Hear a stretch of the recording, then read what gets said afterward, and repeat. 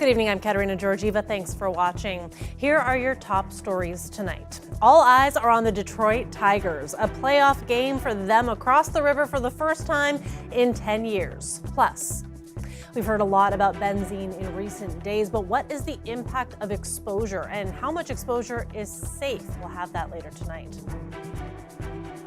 And is the new Grand Caravan actually budget friendly? That is what the company says. We hit the streets to find out what you think. That's coming up. Well, let's start with the Tigers. Fans in Windsor are at a watch party downtown, taking in Game 3 of the playoff series with the Cleveland Guardians. A stretch of Olette was closed all afternoon so that people could watch it on a big screen. And that is where we find our Dale Molnar in the midst of the action to give us an update on the game, which actually just wrapped up moments ago. And Dale, you've got your Tiger hat on. We can see you're getting into the spirit. Tell us what the latest is. Well, Kat, I got my Tiger hat on. Little apologies to the Blue Jay fans out there, but you got to wear the Tiger hat at a Tiger watch party. And of course, the Tigers won. They beat the Guardians 3-0. That means they go up 2-1 in this series against the Guardians. So we can all keep our fingers crossed. Maybe they're headed again for another repeat of the 1984 Tigers. Well, we don't want to jinx it, though, do we? So we're right now in the 500 block of Olette Avenue. It's been closed off all afternoon between Wyandotte and Park. It's caused some traffic congestion down the road a bit here. Now, this is being put on by the Downtown Windsor BIA. We're near the Manchester and the Peacock. There's a big screen TV. There's tables set up. The pubs out here, the Hustle 507, the Peacock Lounge in the Manchester, selling burgers, selling dogs, selling beers. That's what it's all about, is to try and boost the downtown down here. So I spoke with some people here about the party and what it means to downtown. Bringing folks into the city centre that typically don't come downtown to celebrate, to enjoy the occasion, to be with game fans and such like is always good. It brings energy into the city centre, it brings the vibrancy, and it's really good for our small businesses in the core. Is the Downtown Business Association doing the right thing by holding these little events? Seems that way. I think any time you can draw in a bigger crowd with an event of some sort, that seems to be pretty good for local business. That said, it's a risky thing to do if you don't pull it off right. So let's see if this gets on going, and I think it can be good for local business to do stuff like this. It's really good for our business. It brings new people and new faces around to recognize the businesses that they're not familiar with. How long have you been open here? Almost a year. It's my year anniversary right now this year, right this month. Tell me about your thoughts of the Tigers. I'm so proud of them. This is history again. Good for them. If they win this one, they go to Friday and then they're in their next division. So that's really good. Listen, as a Jays fan, I give the Tigers my full support during the playoffs. I'm still bitter over 1984, but go Tigers. It's great for the community. It's great for Tigers fans. I hope they win it all for sure. All right, and once again, the Tigers did win today against the Guardians, 3-0. This party will continue till 10 o'clock tonight, so even though the game is over, you can come on down and enjoy some libations here at the Manchester, the Peacock Lounge, and Hustle 507. That's where we're standing in front of right now. And these watch parties have been pretty successful for the Downtown Windsor BIA. They still have to make some decisions, but they say that they hope to have more of these. And of course, we hope to see more watch parties for the Tigers. Go Tigers! Back to you, Kat. Thanks for that, Dale. That's CBC's Dale Molnar live for us downtown tonight. A lot has been made about the push to electrify the automotive industry. Battery makers and key parts of the supply chain are taking over Detroit this week. The CBC's Chris Ensing now with a look at what's brought them to Motor City and one of their major concerns. Anyone who's been to the Detroit Auto Show recognizes where I'm standing. There's usually high concept vehicles behind me here showing the future of the automotive industry. This is the battery and electric vehicle show for North America, so a much narrower focus. And one thing that keeps coming up at the conferences and on the floor is the upcoming American election and how that could shift priorities for the government and for manufacturers moving forward. At the conference that I attended one of the panelists said that if former President Donald Trump gets elected, there's a belief that there could be a sledgehammer or a scalpel taken to some of the policies and initiatives that have been used to spur investment in the auto industry, specifically talking about those massive battery plants that have spurred up across the United States. There's also understanding from panelists speaking at this event that if Vice President Kamala Harris is elected, she'll continue what Biden has put in place, saying that they want to cheer on the successes after going through the pains of the previous 4 years trying to get all of this in place to welcome the electrified auto industry. But what actually happens at the presidential level may not be as important as what happens in Congress. According to the panel I listened to, there was one person speaking who's working to set up a battery factory in Arizona and said that they're doing it under programs that were supported by Biden and shunned by Trump. So what happens if there's a change election? She believes because of the bipartisan support within the state for that project, because of the jobs attached to it, it might actually be easier to continue with some of these programs at the congressional level because of the way the power structure is set up in the United States. Either way, very clear that the industry is watching what will happen at the ballot box, trying to understand what will happen next. And once again, hearing from industrial sources at this show, the same thing we're hearing in Canada, that there are people withholding investments, waiting to see what happens in November before deciding what to do with their money, worried that spending it now might be backing the wrong program that could be in jeopardy if something happens in November. Chris Ensing, CBC News, Detroit. We turn now to a break-in at the Windsor Islamic High School that happened early Thursday morning. This here is security footage shared online by the National Council of Canadian Muslims. You can see someone discharging a fire extinguisher. And then in this next bit of footage, you can see 3 suspects, one of them with a baseball bat. And in a moment, you'll see them destroying one of the TV screens in the hallway. The advocacy group says they were disturbed by what happened and that schools are supposed to be safe spaces for children. The Windsor Islamic High School also issued a statement on Facebook saying that 3 people broke into the school. They damaged computer screens, vandalized furniture and fixtures around the campus. And the school called upon police to investigate the case as a hate crime targeting the Muslim community. Police have confirmed that they are investigating, but they say there's no evidence at this time that the break-in was hate motivated. And it also wasn't the only break-in last week. Police found 2 broken windows at Marlborough School in the West End. That happened Thursday evening, and police say the 2 don't appear to be linked. Benzene. It's been a big part of the conversation at Aamjiwnaang First Nation. After high benzene levels led to a state of emergency in the community earlier this year. Last week, some even left their homes due to an expected spike. But benzene is actually everywhere. CBC's Chris Ensing explains more about what the chemical is and asks how much exposure is safe. People on the edge of Chemical Valley in Ontario are worried about benzene. It's a byproduct from nearby oil refineries, and the emissions sent Aamjiwnaang First Nation into a state of emergency earlier this year. But benzene's everywhere because of our vehicles. Benzene is a naturally occurring chemical that is a part of oil.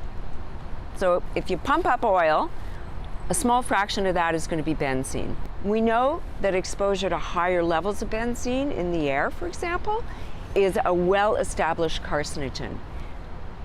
Exposure to benzene has been linked to different types of leukemia in particular. So what are the risks? Let's start with the amount people are exposed to. Emissions are measured in micrograms per cubic meter of air, and that's long-term, so annual averages that are used to judge cancer risk. Here's how much someone in a rural area and urban area are exposed to over a year. That jumps the closer you get to sources like chemical plants or gas stations. Someone living 20 meters away from your average gas station is exposed to a much higher amount of benzene. You need to live about 130 meters from the pumps to get those exposures back to the average city. Now let's go to Aamjiwnaang. Emissions recorded at the band office near the baseball diamond and the basketball courts are higher than living beside a gas station. And in the months after the emissions spiked in March, the average exposure rose even higher. Here's how that compares to what Health Canada considers an acceptable long-term exposure, and compared to someone living beside a gas station, and then compared to what someone is exposed to in a rural or urban setting. That was CBC's Chris Ensing reporting. Stellantis has announced new pricing for their 2025 Grand Caravan. Let's look at the 2024 model first. Assembled right here in Windsor, of course. It's currently priced just under $50,000, which includes the additional fees. Now, according to the website, the 2025 Grand Caravan is priced at more than $50,500, and the company calls their new price point budget-friendly. We hit the streets to find out if people agree. Original would be around, with what it is nowadays, around 80,000 at the very high end. 49,000 and change. What do you think about that? It's definitely a pricier for a basic minivan, but it's not surprising with how things are nowadays, how expensive everything is. Jacob, have you ever bought a new vehicle? No, I only buy older ones and used ones off Marketplace. I never even want to think of buying a new one. In this day and age, I think between 30 and 40,000. I mean, let's face it, the vans are for families and children, and people can hardly afford to live, let alone, pay 50, 60, 70,000 for a family vehicle. It's just unheard of. We spoke with an auto analyst about why he thinks Stellantis may be marketing the vehicle this way. Joe McCabe is the president of Auto Forecast Solutions, and he says there's lots of competition in what is considered the, quote, affordability market right now. And that has other people looking at options other than minivans. He also says that 50 grand is no great deal. Supply chains are expensive and materials are expensive, and they still have a sort of a big nut to carry. But I don't think it's such a, when you say $45,000 or $50,000, I don't think it's going to all of a sudden say, wow, I cannot believe how attractive that price is, and people are going to be rushing to the dealership. $50,000 is right in the heart of the pricing consideration. It's not on the bottom end. Let's take a live look outside. There, another beautiful sunny evening. When we come back, we are going to go south to very different weather conditions. We're going to find out the latest on Hurricane Milton. Stay with us.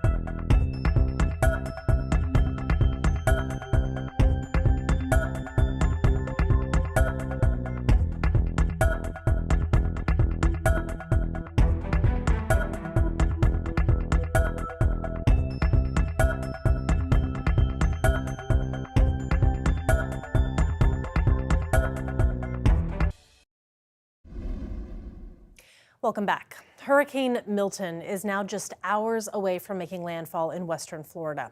Top officials say the damage could be catastrophic after it hits late tonight or early tomorrow.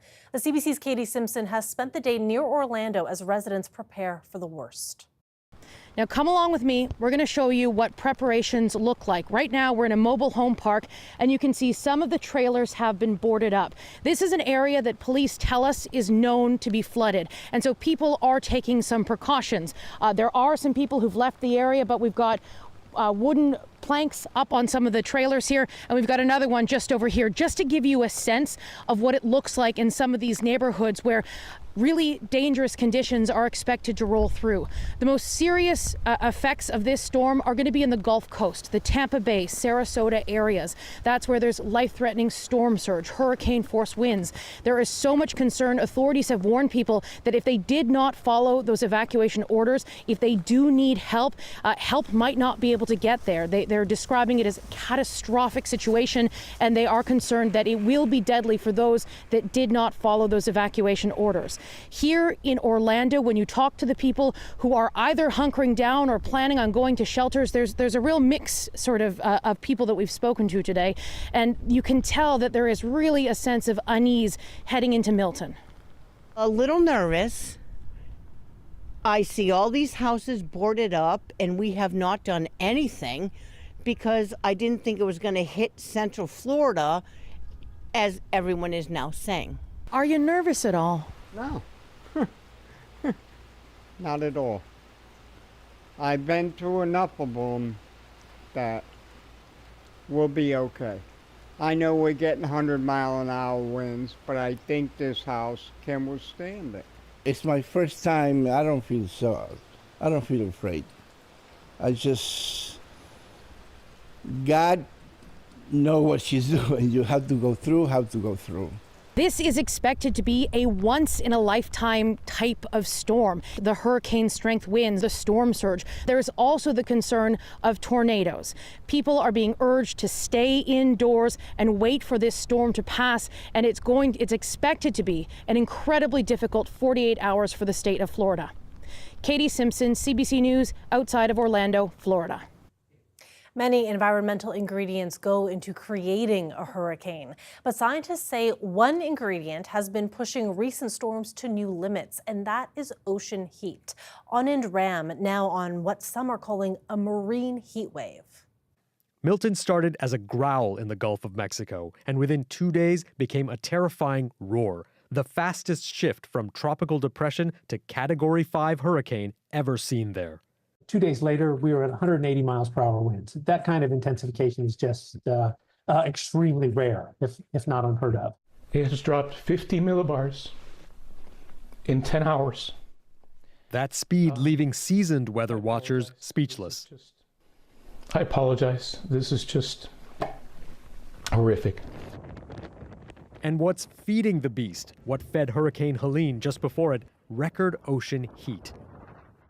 This is the global average sea surface temperatures for roughly the last 30 years. But in 2023 and 2024, every month the heat has surpassed that by a huge margin. And zooming into the Gulf of Mexico, it's more intense. 2024's heat so far, higher than the last decade. And a few degrees matter. Small differences in temperature, boom, big differences in the amount of water vapor that's getting put into the atmosphere. And that water vapor is really the fuel of the storm. The other conditions that let Milton rage was a lack of other weather patterns, slower winds, air offering less resistance to the rapidly forming vortex. Watching that build up especially troubling for those in the hurricane's path. Especially for the area that I grew up in, I feel it's very heavy. And climate scientists link the warm oceans that supercharged Milton to the planet warming effect from burning fossil fuels. It traps energy around the planet close to the surface and warms up our air temperatures. But that also contributes to that heat getting eventually down into the ocean. And as Florida braces for the full might of Milton, researchers with World Weather Attribution are already looking at how much of its scale and ferocity was caused by climate change. That analysis expected within days. Anand Ram, CBC News, Toronto.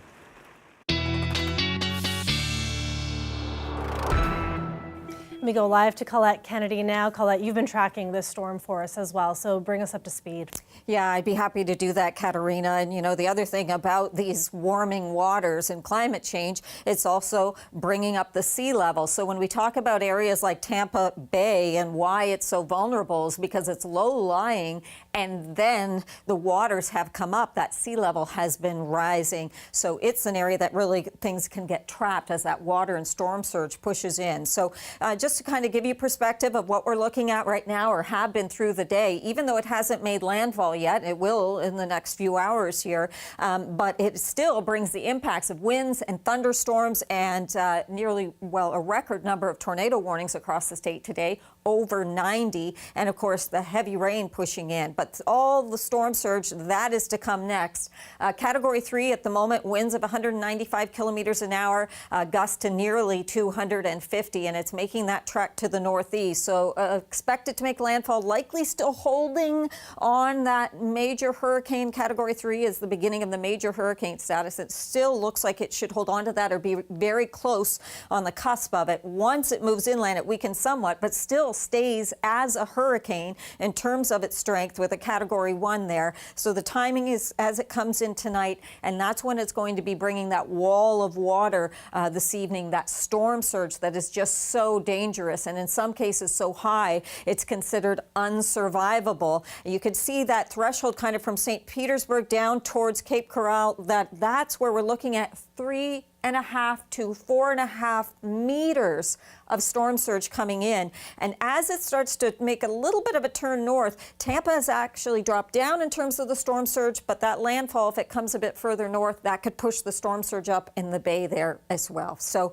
much happening this evening. We'll be keeping an eye on that. Of course, we're always keeping an eye on your weather too and what's happening here at home, which has been not a lot, just a little bit on the cooler side, and especially where there's some showers and a trough, but that's more to the northeast. But with those cooler temperatures, it does bring in that risk of frost. So frost advisories extending all the way through, coming back towards Chatham, Kent. If you do have some tender vegetation that you can still protect or wrap, that's something you want to be thinking of and mindful of tonight through those overnight hours. As we head across the threshold tonight, Wednesday into Thursday, we're looking at sunshine again through tomorrow. Maybe just a few fair weather clouds at times, nothing much more than that. And in fact, we'll see a bit of a warm up too coming as we head towards the end of the weekend, getting closer to the holiday weekend. These are your current temperatures, not the overnight lows, because look at those overnight lows. We're talking about even London dropping down to the freezing mark tonight. 3-4 degrees for Windsor. 18 tomorrow, mostly sunny. There's that warm up Friday, and through your holiday weekend, we'll see about that Saturday. We could get a spike, and then the temperature will be falling. Thanks for that, Colette. Appreciate You're it. welcome. Let's take a live look outside now. Oh, no, we're not. I apologize. We're staying in studio here. You get to look at me. I do want to mention, speaking of Hurricane Milton, that we've also learned that 2 power line maintainers with ELK Energy locally are off to Florida. They're going to help with the restoration of power down there to help those impacted by the storm. Stay with us.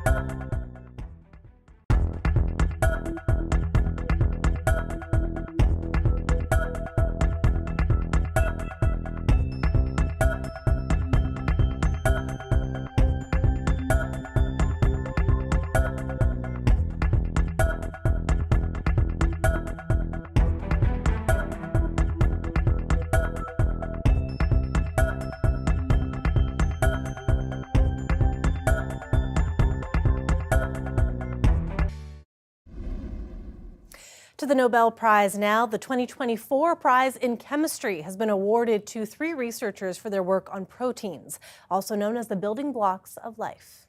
The Royal Swedish Academy of Sciences has today decided to award the 2024 Nobel Prize in Chemistry with one half to David Baker, University of Washington, USA. The other half of the $1 million award will be split between a pair of artificial intelligence pioneers at Google DeepMind in London. Their AI model called AlphaFold has been credited with creating a data-driven revolution in biology and chemistry. It's used to predict the structure of hundreds of millions of proteins. And just yesterday, Canadian Geoffrey Hinton won the Nobel for Physics for his work on artificial intelligence. And before we go, it is the end of an era in Las Vegas with the demolition of the Tropicana, the last casino linked to Sin City's mob days.